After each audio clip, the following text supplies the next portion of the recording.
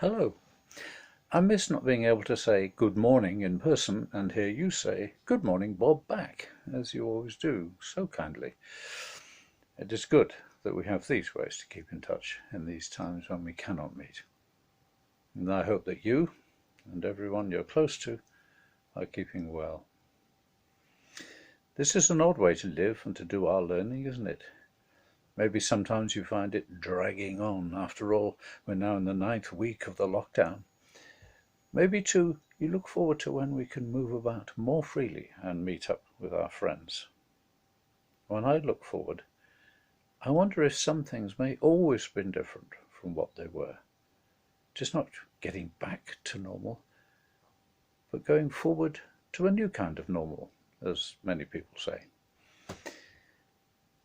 Could you take a minute to write down, say, 3 things you hope might be better in the future? You could pause this video for a minute to do the writing. I will pause talking just for a moment to give a gap on the video for a pause.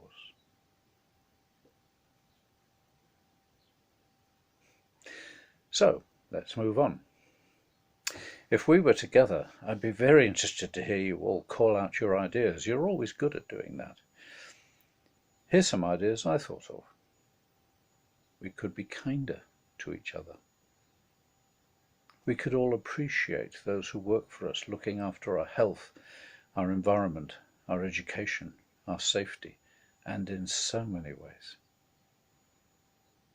We could stop doing things which make our air dirty or waste the good things of the earth. No, thank you for thinking of your ideas.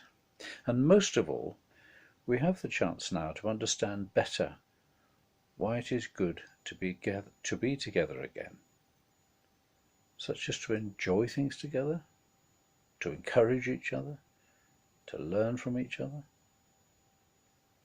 Joanna Clifford told a lovely story in her video last week. It was about Jesus' friends having breakfast with Jesus, who was alive again when they thought they'd lost him. It was great to know that he was with them. This week, we follow the story of Jesus for the next step, which is a huge one.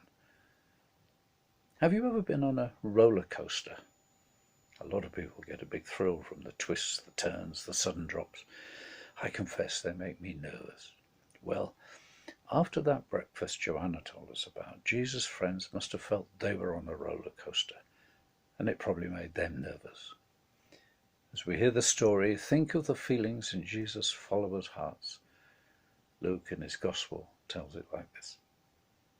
Jesus, alive again, met 2 followers walking away from Jerusalem, sad because they thought he was dead. At first they did not recognize him, but later it dawned on them. They rushed back to all the others in Jerusalem. We've seen Jesus. And they all said they had met Jesus alive again too. Then Jesus himself came among us. They were startled. No wonder. Jesus said, "Touch me. I'm real." And he ate a piece of fish with them, like in the story last week. Jesus taught them that he was fulfilling what they'd been reading in their scriptures all of their lives. And he told them that they would be his witnesses in the whole world. And then he said, "I'm sending upon you what my Father promised." And that would have got them wondering. Then Jesus led the group out of the city. He blessed them, and then he left them. Luke says he was carried to heaven. In the church, we celebrate this on Thursday this week. It's Ascension Day. And so this was the roller coaster for Jesus' friends. He left them, he was with them, he left again. But he said, "I will be with you always in a whole new way." And that's what they found out all about. Jesus was with them, never to leave again. And not just them, but all of us too. Heaven is not really up, though we use that way of saying it. Nor is heaven far away.